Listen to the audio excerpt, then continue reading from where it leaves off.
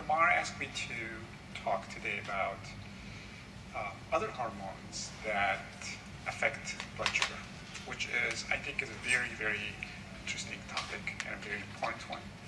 And I've been actually thinking about things like this and putting together a talk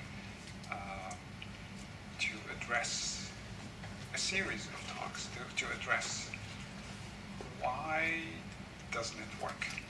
Why is it that we do everything that we think is the right thing, and you do exactly what I tell you, yet the blood sugars don't end up on target all the time.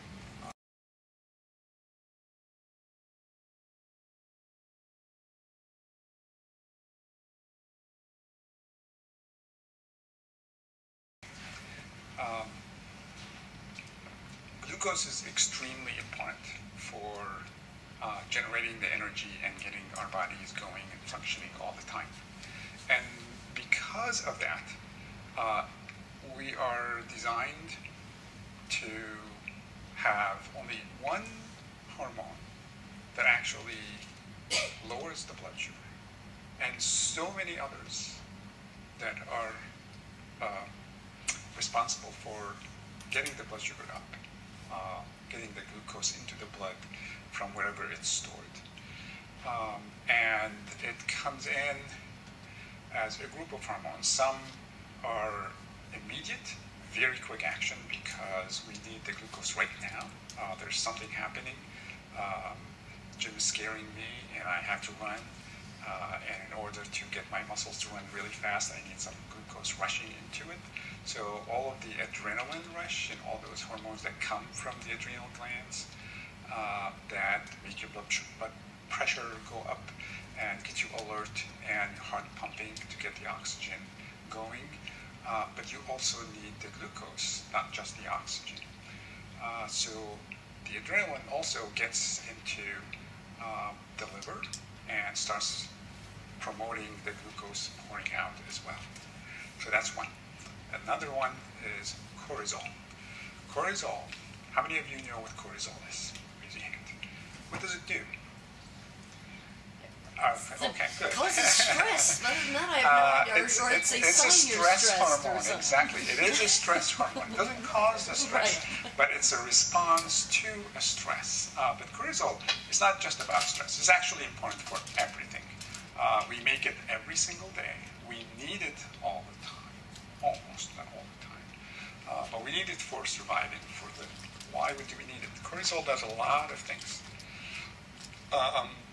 Its main function, if you actually look in the physiology textbooks, it is to maintain blood pressure and to maintain blood sugar.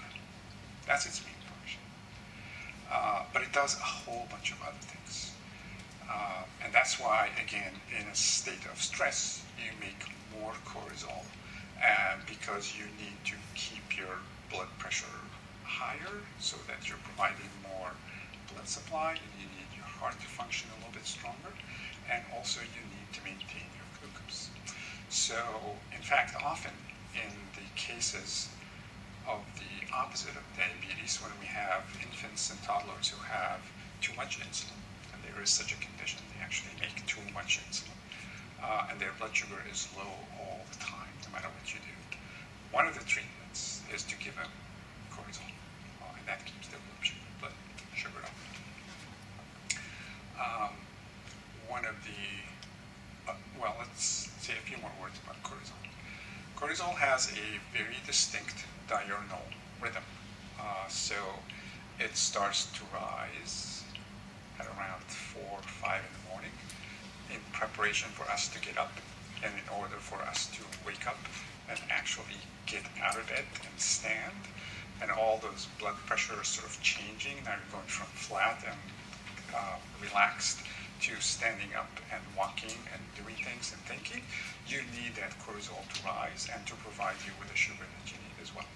And it reaches a highest level at around 5, 6 a.m. to 8 or 9 a.m. and then starts to decrease. And it starts to come down, it goes way down in the afternoon, and then by about midnight it's almost zero. You really don't have much cortisol at all. So the normal level is 0. You don't need it. You're sleeping. You're supposed to be sleeping.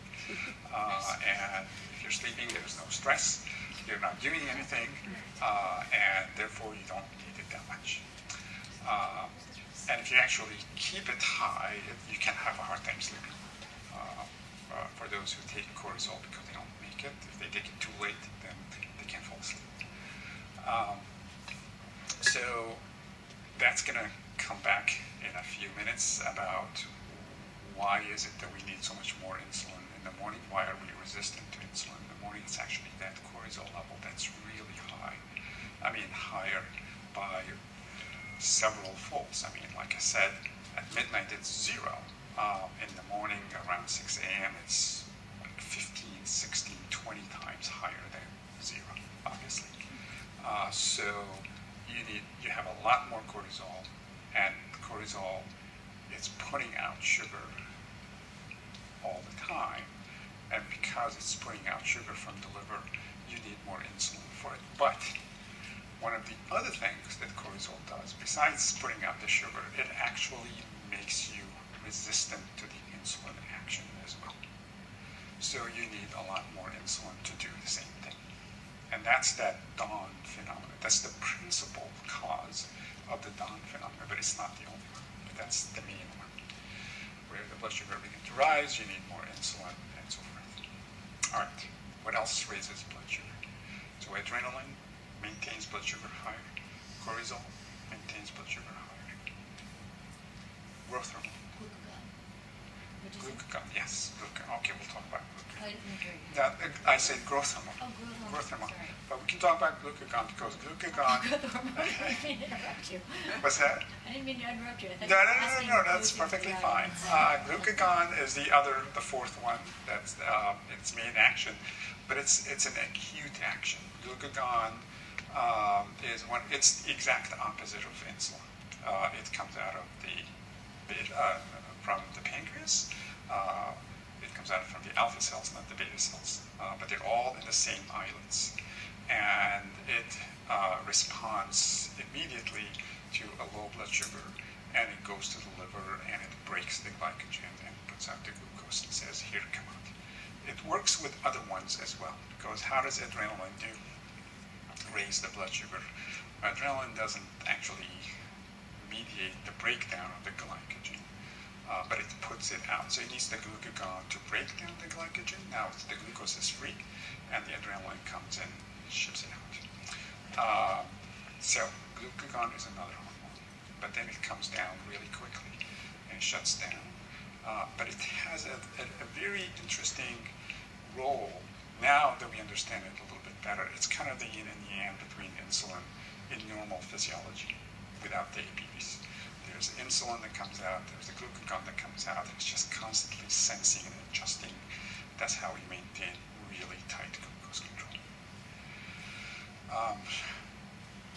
And the fourth one is growth hormone. Growth hormone also maintains blood sugar. It's actually another treatment we use for those infants who have low blood sugar because they make too much insulin. We can't stop it. We give them cortisol, we give them growth hormone, higher levels of growth hormone to maintain their blood sugar high so they don't drop. Growth hormone also has a diurnal rhythm, much like cortisol, but it's not the same rhythm. Growth hormone is secreted mostly at night when we're sleeping. So right after the kids go to sleep, they begin to secrete the growth hormone. It comes out.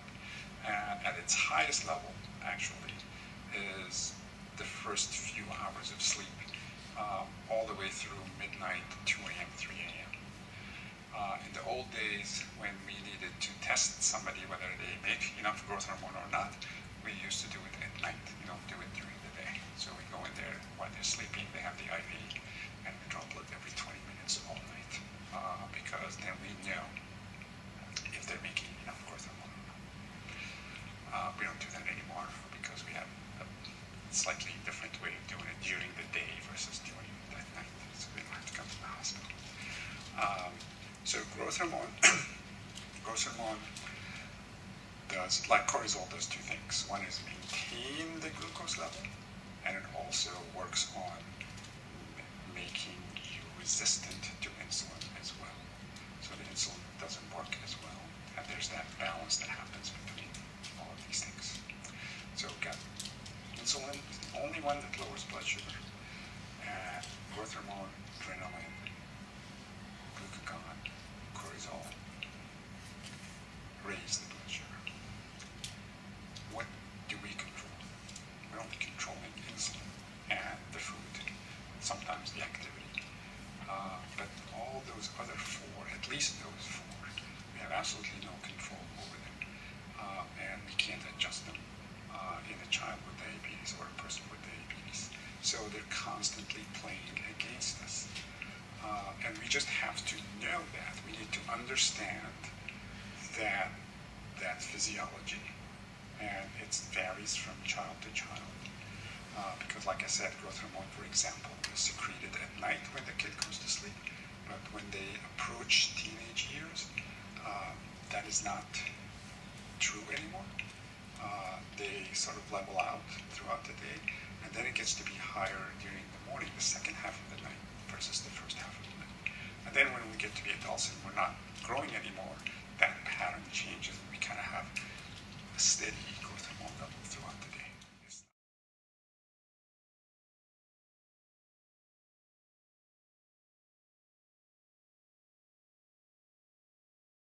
But the other one that works against insulin is testosterone. Testosterone also, it's not required. It's not one of its functions to maintain blood glucose, but it makes you resistant to insulin as well. And that's the other part of that dawn phenomenon, where you become resistant to insulin in the morning very early on, because there's also higher testosterone level in the morning. And estrogen and progesterone don't do that? No. Sorry. No, that's goodness. I thought progesterone did, and during pregnancy, and that's why they become so insulin resistant. Well, during pregnancy, because there's like massive amounts, but under normal physiology, yeah. Okay. Yeah. But during pregnancy, it's not just the progesterone, there's everything else that comes with it. And that's a good segue. So what is that everything else that also influences blood glucose? Those other hormones that we hardly talk about, and people don't know it, but you know it because we talk about their effects all the time, which is when you get an infection, when you get a fever, when you get a viral illness, we say all of a sudden the blood sugars are higher and we need to take more insulin. And why is that? Why is it that we have a virus, the blood sugars go higher, and you need almost sometimes 50%, sometimes 100% more insulin, depends on the age? It's because part of the immune system that's working against that virus is putting out all kinds of other hormones, or what we call them cytokines. They're not exactly hormones. Because hormones, by the way, a hormone by definition is something that a cell makes and it goes straight into the bloodstream. That's a hormone. A cytokine is not necessarily a hormone, because sometimes it's secreted from cell to cell and they communicate with each other. And that name, cytokine, is kind of related to a specific group of cells that are related to the immune system. So when we're fighting a virus, we need to recruit all kinds of immune cells, all the way from the white blood cells and the macrophages and the helper cells and the T cells and the B cells. There's so much communication and talk between them to coordinate this attack against the virus. And that communication is all happening at the level of cytokines. Excuse me. So they talk to each other, and those cytokines, the way they work is that they go onto the cell and they trigger a response inside the cell. And that response inside the cell interferes with the response to insulin. So there's a little competition, and insulin doesn't work as well anymore. So you need a lot more of it to overcome that competition. So how does insulin work?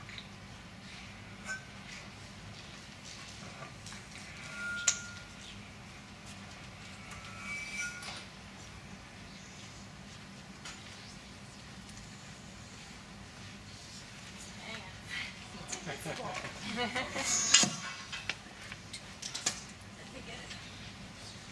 got it.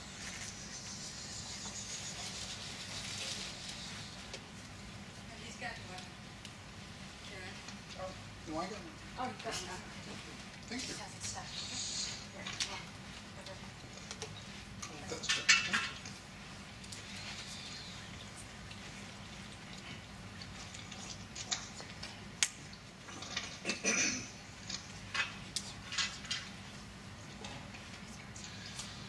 Okay, I think you were all told that insulin gets the glucose into the cell, right?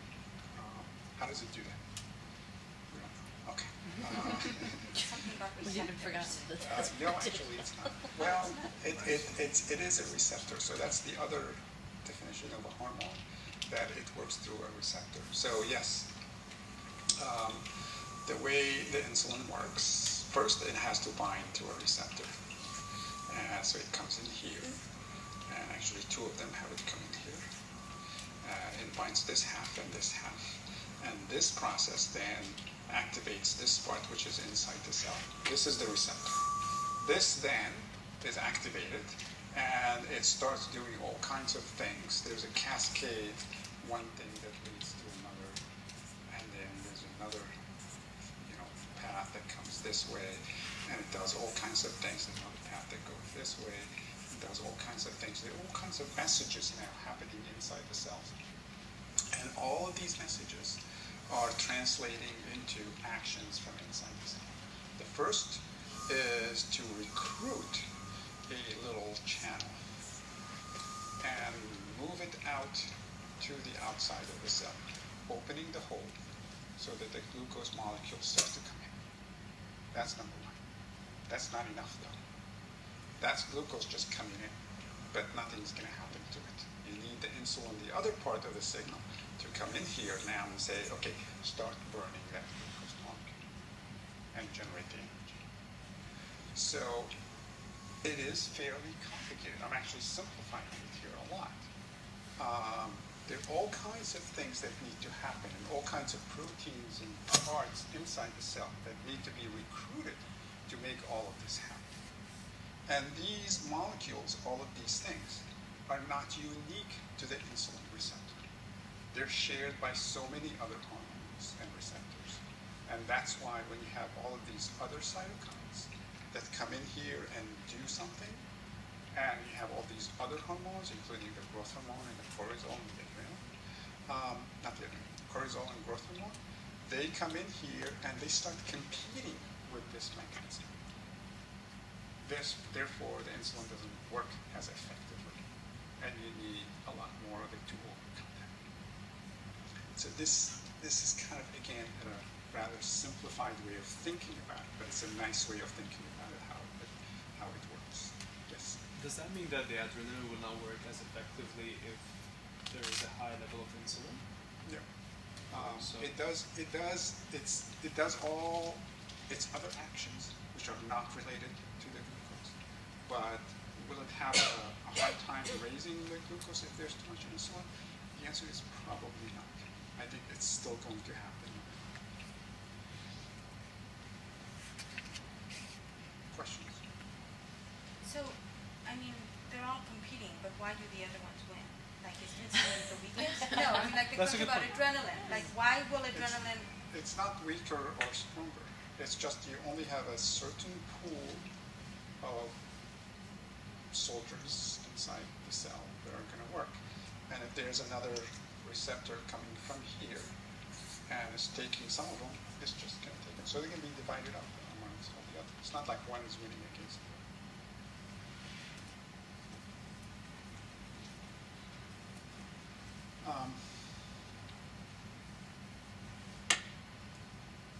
Any other questions?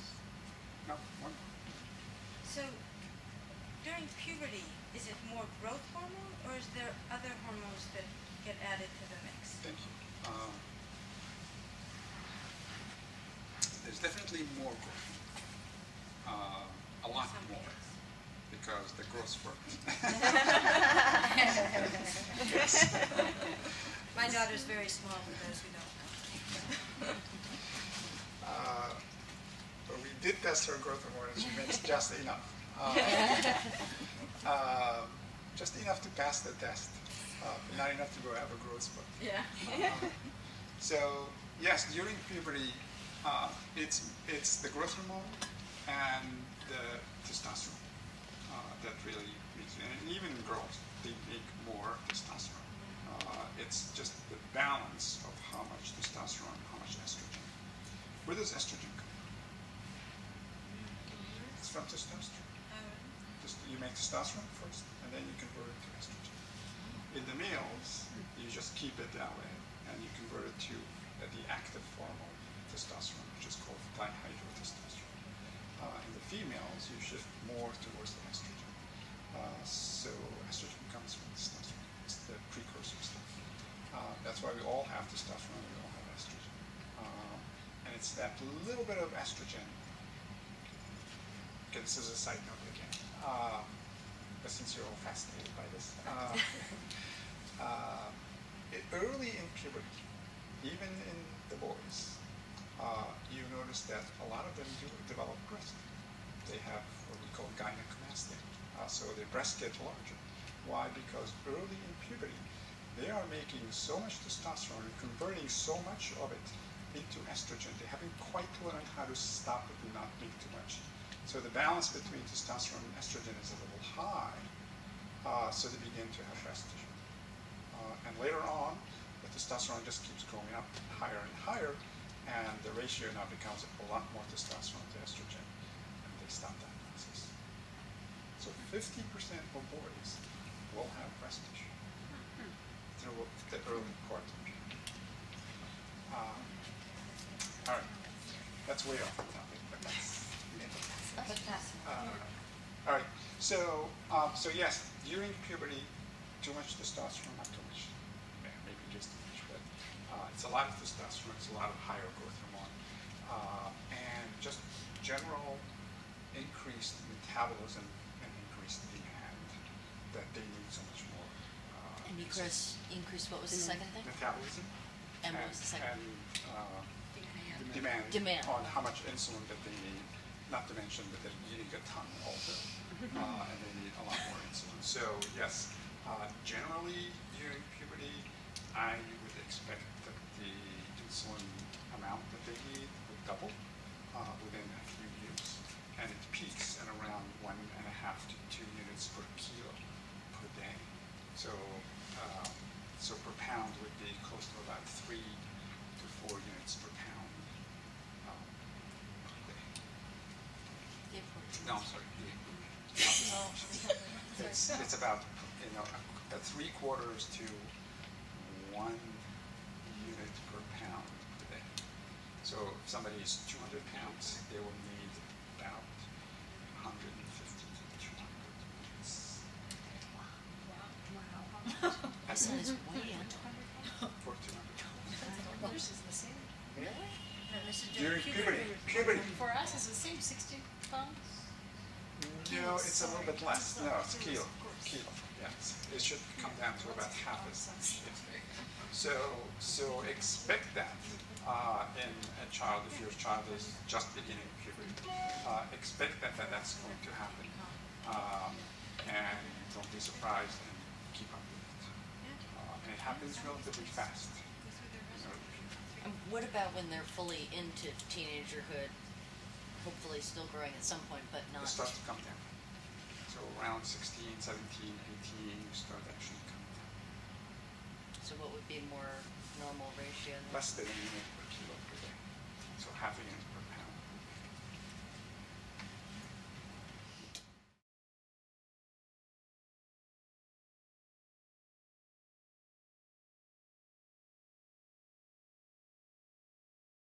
I have a question. Yes. Sorry, going back to the adrenaline, how do we know how much switch to bolus for an adrenaline high? Because I know a That's lot. a great question.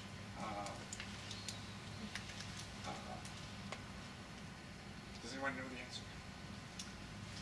The answer is no. Can't predict. The answer is exactly. The answer is do not bolus for a high of the adrenaline rush. Because the way the adrenaline works is that it's a very quick burst. It's an immediate burst of adrenaline that just comes out, and the glucose rushes out within seconds. And then it lasts seconds, sometimes a minute, depends on what's going on. And then it comes down very quickly. And I want you to imagine this. This is how you can remember it. It's the middle of the night. You get up to go to the bathroom. And your dad comes into your face because he was just in the bathroom before you. And you didn't know he was there. And you open the door and he comes out and it's the middle of the night. And then you get scared. You just jump. You feel your heart pumping really fast, immediately. But how long does it last? A minute. And once you realize, oh, that's my dad.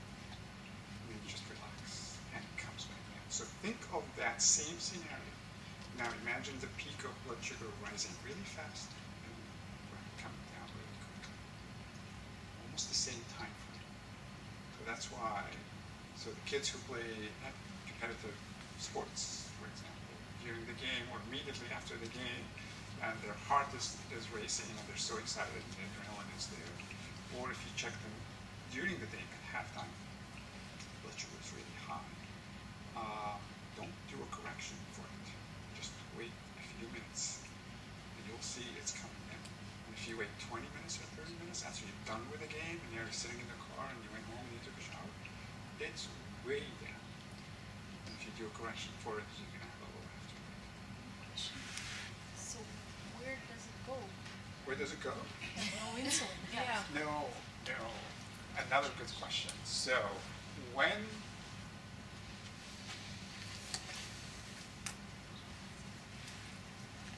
this is the cell that picks up the glucose, where insulin works. What kind of cell is this?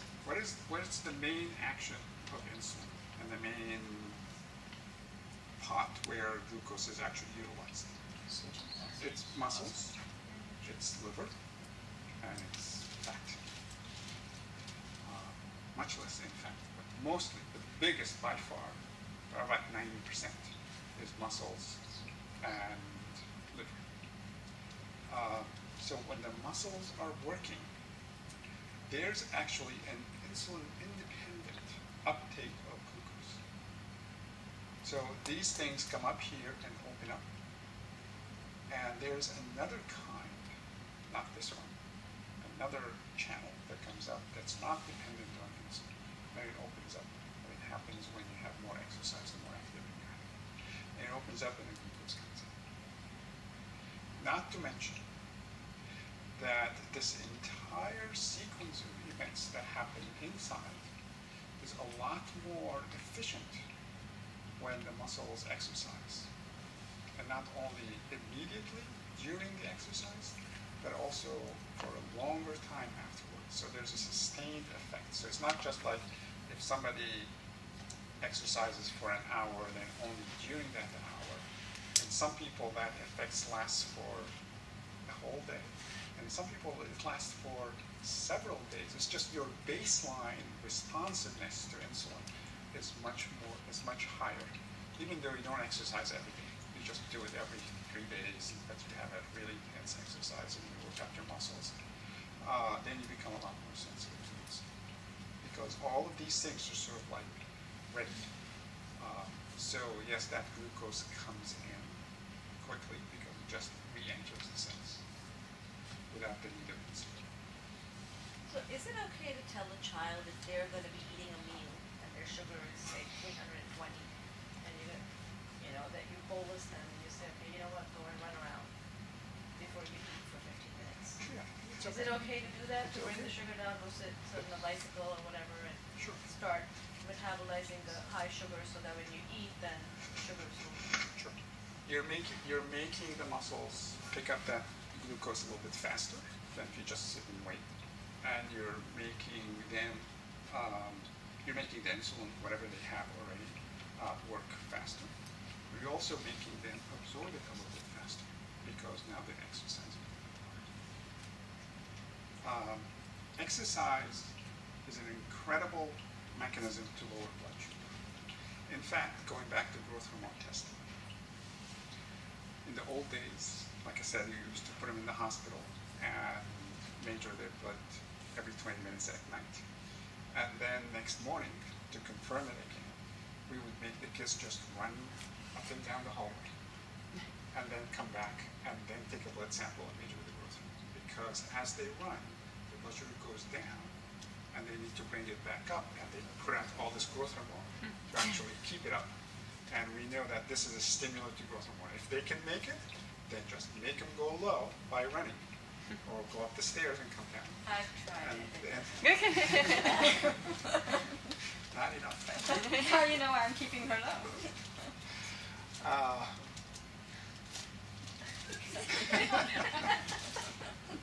I never knew that. So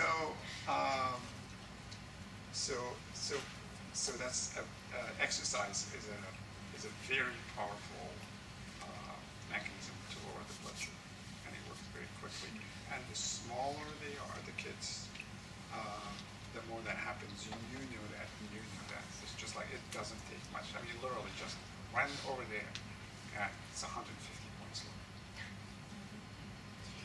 So on the other end, I have a son who runs cross country, and the diabetic athlete book talks about how in an emergency, if you've run out of glucose, you can like try and sprint to bring up your adrenaline to keep yourself from passing out, which I kind of understand the mechanism, but it sounds so deeply counterintuitive. What is your experience? Well, it works for a brief period of time. How brief a period of time? Minutes. Minutes, so you Yeah. better get somewhere Yeah, fast. exactly. You're going to sprint towards some source of glucose somewhere, some juice somewhere.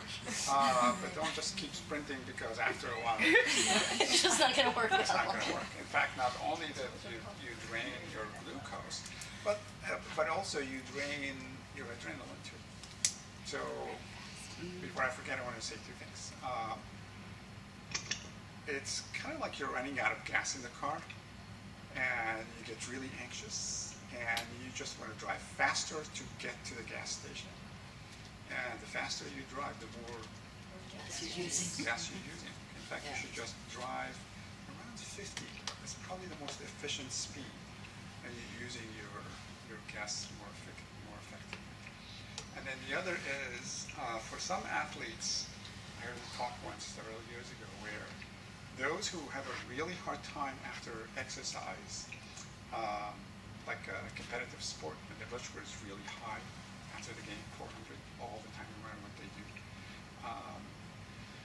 you can prevent some of that by sprinting before the game. So sprint as fast as you can possibly run for like 10 seconds. You drain your adrenaline a little bit, so that when you go into the game, you don't have as much and it doesn't rise as much. But you don't think the performance would go down as Yeah, fast? that's what we're No, you're not exhausting it. You're just not going to get as excited. Yeah, but you need some of that too. Well, that's not performance. That's more like competitiveness. But your physical performance is going to be fine. I was just going to make a comment on this gal's comment about bolusing high blood sugar and adrenaline. Oh. So I have type 1 diabetes. So I've noticed like differences. Just this is my own personal observation. Sure. So if I have an adrenaline rush because of something stressful, like I remember like one time I had like a little fire in my kitchen, just a small thing that I quickly put out, but that made my blood sugar high, right? And like for that type of situation, I find afterwards, probably because it's a stress situation, I do need to bolus to bring my blood sugar down. Yeah, that will last But longer. yes, Yes. that's accurate, I think. But if I'm stressed because like I'm stressing my body because I'm running or I'm in an event, like, you know, or a game or something, and you're stressed because you're losing or you're winning or you're excited or whatever, but it's something with activity, then yes, I definitely find your blood sugar, it has that lag effect, and you don't bolus if you're high because it will come down on its own. But I think it like kind of depends a little bit like on the situation, like why you're, what's causing the adrenaline high. Right, You know? and I agree with that completely. But remember, it's not just the adrenaline. The adrenaline comes out I agree, yes. when you saw that fire, and then you gotta survive, and you go grab something, and your heart is pumping. But later on, there's this other part of the stress. Your heart is not pumping anymore, so the adrenaline part is gone. But you got the cortisol, and you got mainly the cortisol, and all kinds of things that are happening in your brain, and you're really stressed out. I mean, you know, when a fire happens or something, even if you put it out like immediately, still, you don't just forget about it. You're still stressed about it for days. You are, yeah. So yes, and that's what cortisol is. If you measure your cortisol during that day and the next day, it's still higher than usual. If you fight with your spouse or your children, it's not just during the fight that the cortisol level is maintained. So if you're fighting with somebody all the time, it's that stress level, it's the cortisol that's really high all the time. It makes your blood pressure high, and you're not feeling good, and you can't sleep. That's part of it. So can you tell our kids not to argue with us? Yeah, this is going to become their new excuse. If you hadn't been picking on me, I wouldn't have such high blood sugar. Did you have any practical suggestions? So talking about this exercise makes me think about the fact that we give so many free carbs before sports, and actually try to get my daughter's blood sugar pretty high before sports. But it's an intentional trying to get her above 200, because if we don't start the game above 200, she'll be low. Just like you said, they drop 100 points, and in addition, you slow the insulin down starting an hour or so before.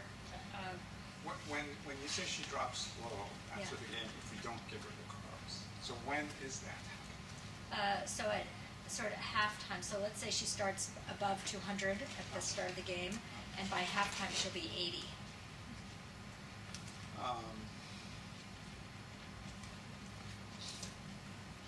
So she didn't have much of an adrenaline rush.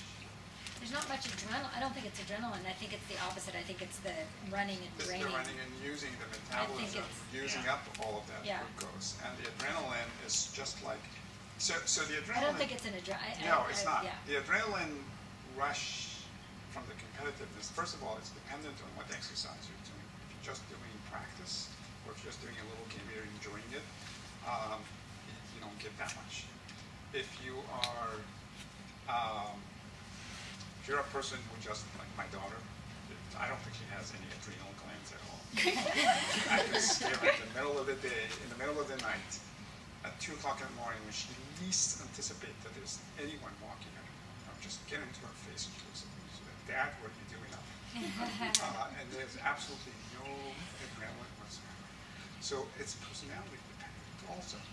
There's some people who just get that adrenaline rush if you just say, boom, they get it, and others who just not get it at all. They're lucky. So, but it's also, is it a game? Is it a practice? And it depends when you catch it. I bet that if you put a sensor on a kid like that who's playing, starting at 200, and then at halftime you find that it's 80, it's not 200 and dropping to 80, it's 200, 80. It's that adrenaline that maintains it, and then suddenly drops at the end. They just pull back. And that's when at halftime you need to give her some more. Because the adrenaline goes in. We don't have to bring it up to 20? Well, Sorry, what was the question? do we have to bring it up to 200 if it's maintained that way? So can we just stay at 150, and then if it's going to go down to 60? Well, I think you have to test it, honestly. You have to see. I personally would rather not bring somebody up to 300 just because they're going to drop 200 points. I would rather just, okay, go up to 150 and let's keep you there. So every 10 minutes, have a little 3 grams, 4 grams. That's hard to do. I mix orange juice. Can't I just be some orange juice in my water and just drink it throughout my workout? Just sip it. Yeah, I just sip it, and I can start working out at 120, and I just sip it throughout, and it just maintains it. Yeah, and I think that's a better approach than bringing somebody up to 300 and say just because I know you're going to drop 200 points, so I want you to end at 100. You know, first of all, they don't feel good. Their performance is not as good if your blood sugar is above 250 or 300. You do much better performance if your blood sugar is in the 50 range plus minus. And I think that's a better I wonder if there's a, when your kid, so this is lacrosse that she plays, so she can't really come off the field and be sipping anything. You're pretty much there until halftime. But right. I guess, one thing I'm thinking of is we decrease her insulin starting, an hour before. Maybe we should decrease it by more starting half an hour before. How much do you decrease it? We decrease it by about 30%. So I would do more. Yeah. I would do 50, 60% Yeah. if she's going to drop that much. Remember, the activity makes the insulin more effective. So you're not actually needing less insulin. The insulin is working twice as much. So you're getting the same effect. You just need much less of it. Yeah. So I personally recommend 50% minimum with activity. And sometimes even more if she still drops. So yes, you're absolutely right. I have a question. Is she on a pump? She's on a pump. Does she wear the pump during the game? Yeah. Because I always take off. I was in a study too that tracked how your blood sugar did over exercise, and it always went low. So I just don't wear my pump ever while I exercise. It seems like a long time though. I mean, with practice and stuff, it turns into almost 3 hours. I still, no matter what. Yeah, My practices were all 3 hours. Yeah, my daughter does 2 hours of gymnastics, and she doesn't wear a pump during that. But remember, everyone is different. but for those who take off the pump completely for 3 hours, they're not getting any basal rate. It really depends on what they're doing. And we need to then pay attention what happens 3 hours after you finish your exercise. Are you now jumping up too high? You'll be okay during the exercise. She went low. But if you go low, then that means I don't know what you're doing as far as exercise. But it's probably intense. Volleyball. Volleyball, that's pretty intense. That's a lot of physical activity in jumping. So yes, you can have a sustained effect of that. So yes, if that works for you, obviously that's what you do. You don't need any insulin for 3 hours. Remember, if you're just sitting around, we say if the pump falls off for 3 hours, you're going to have ketones by 3 hours. I mean, it doesn't take much longer than that. If you didn't get insulin for 3 hours, you're going to have ketones. It could be small, moderate, not too bad, but you're starting to maintain because you've run out of insulin. Why doesn't that happen if you're off the pump for 4 hours for a football practice? Because there's an insulin-independent process that's happening. You're still utilizing some glucose, not a lot, not very effectively, but you're using some of it. So you don't have to switch to burning the fat. That's why you don't make as much ketones, because your muscles are working, and they're doing so without the presence of insulin. The other thing, we knew a basketball player, and a male, and he would eat ice cream right after a game in order to maintain. Keep the blood sugar. Yeah. Basketball, as in how old? Like adult? High school.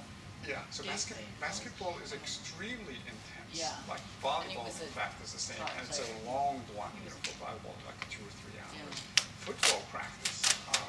They have boys playing football. It's like a 5-hour affair. They put all kinds of gear, and the pump is off completely. It's like, okay, what do you do now? Well, you watch and see what happens. There's football practice. There's football game. It's completely different thing. No pun. No pump? No pun intended. Yes. my question was, so you had suggested your suggestion for exercise step has a small amount of like carbs or sugar throughout the game or the exercise. So I'm just curious, like, do you have like a recommendation, like every 30 minutes, 15 grams of carb over 30 minutes, or 30 grams of carb over an hour, or do you have like, or it maybe just kind of depends on the person? It depends on the person. It's really, and not only the person, but the age and the size of the kid. That's very variable. I like people to always think, even for adults, to think in grams, not in carbs. People are just like, oh, just eat 15 grams. Think in grams. How much do I really eat? That's why I said give them 3-4 grams. I don't say give them a carb or half a carb, not 15. Because that little guy, you give him 1 gram, he's up 25 grams, 30 grams, at least. So you really need to think with grams, with little kids. Yes. Did I answer your question? Yeah. I didn't really, but I don't have an answer. No, that's okay. It's funny when you talk about exercise and so forth, because it is so different for everyone, but it's confusing because, there's not really any good solid guidelines out there, and so that's why these questions come up kind of repeatedly, like, we all kind of want, like, what is the gold standard? Yeah, you just have to keep trying. But one thing that I encourage people to learn about themselves is, at any stage of your life in your development, you learn, if I eat 1 gram, what does that do to my blood sugar? How many points does it go up? Learn that from your experience, and keep that number in your head, because that's extremely helpful in figuring out. If I'm 50, I need to go up to 100. How much do I need? If I'm 70, I need to go up to 100. How much do I need? I'm 100, but I really want to go to 250 because I'm going for a game or for a swim. How much do I need? And then you can either take the whole thing at once, or you can divide it up and say, over the next hour while I'm playing, this is what I need.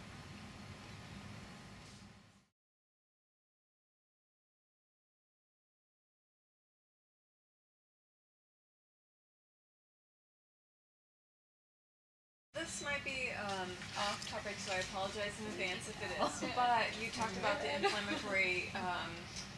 inflammatory process that could happen. So, should people with type 1, should they avoid inflammatory foods? So, for instance, dairy is said to cause inflammation. And even though you may not have celiac, but so when you hear about diet, should people with type 1 do some avoidance, or in their diet, some avoidance of certain foods that cause inflammation? No? You wouldn't worry about that? There's nothing proven. If you prove something to me, I'll say okay. Do it. But if there's something that people say, this is what happens, if you follow that logic, you're going to end up eating nothing and going nowhere. Okay. And I'm not sure that's so don't worry about. So don't. Okay, great. I was curious. Yeah, but people say, right, that if you're drinking too much milk, then you have also predisposition to MS if you have type 1. I mean, there's some correlation of antibodies that are also predisposing. There's so much There's some overlap. doctor who wrote about that. The China study. It's in the China study. Can you give me that paper?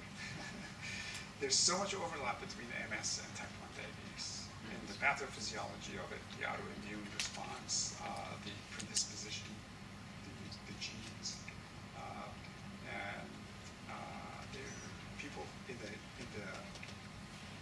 immunology world think of them almost alike. They do studies in MS, and they say, okay, well, this worked in MS, let's try it in type 1. They do something in type 1, and say, oh, let's try it in MS. They're quite alike. I'll take type 1. Absolutely. Absolutely. Yes. I have a question going back to the high blood sugars and exercising to lower it.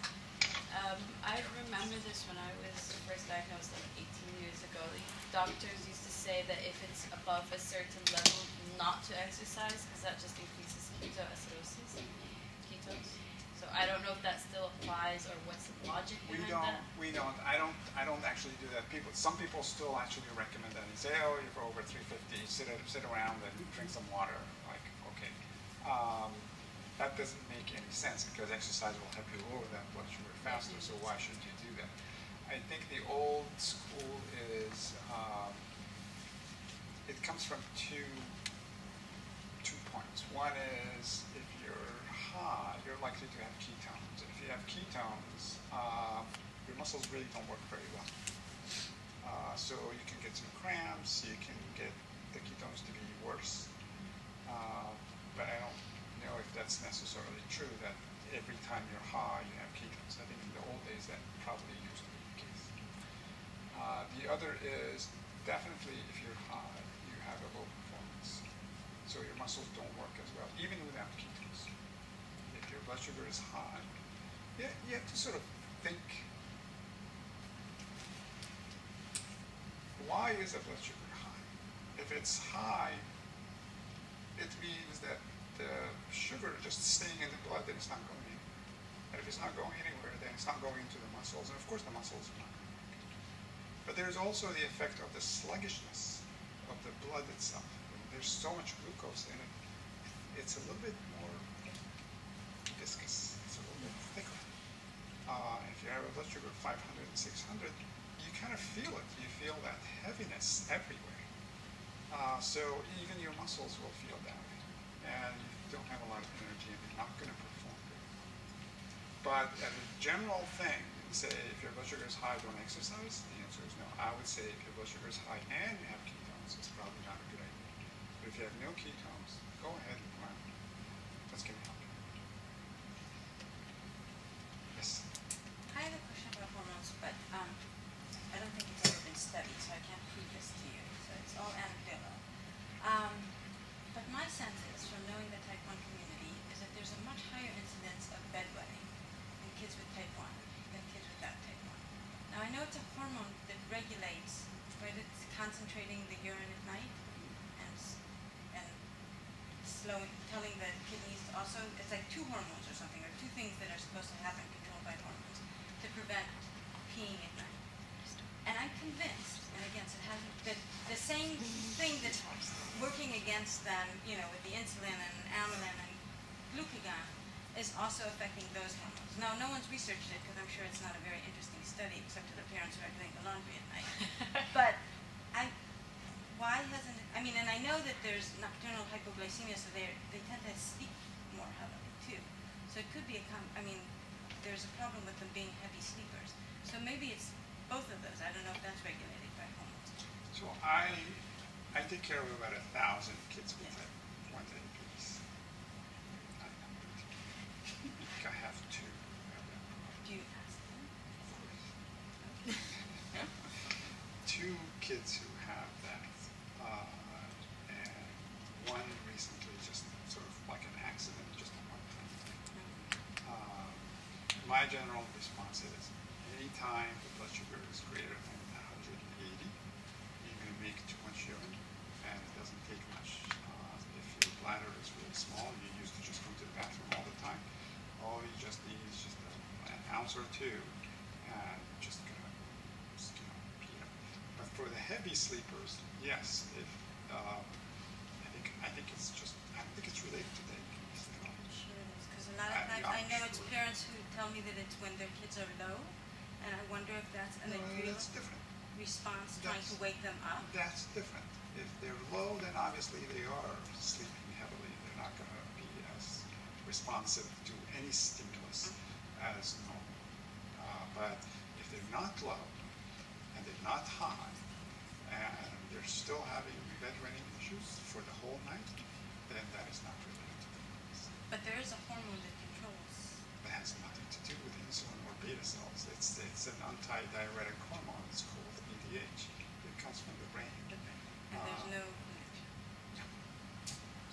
Sorry. Not convinced. It's okay. Can I ask you They're both called diabetes, by the way. Right. There is Diabetes insipidus and Yeah. diabetes mellitus, but they're not connected. I think that's where that connection is in your brain is. No, because I only heard of that afterwards. But I'm telling telling you you have more than contagious. All right, I'll do a study. Yes. I can ask you a separate question too. It's not. I want to say something before I forget it. People leave. So the other part of that inflammation process that happens is it's something that happens every month during the menstrual cycle. It's basically an incredible inflammatory process where all of those cytokines that I talked about, that they come out and you're fighting the immune system, you have so much of them during the menstrual cycle as well.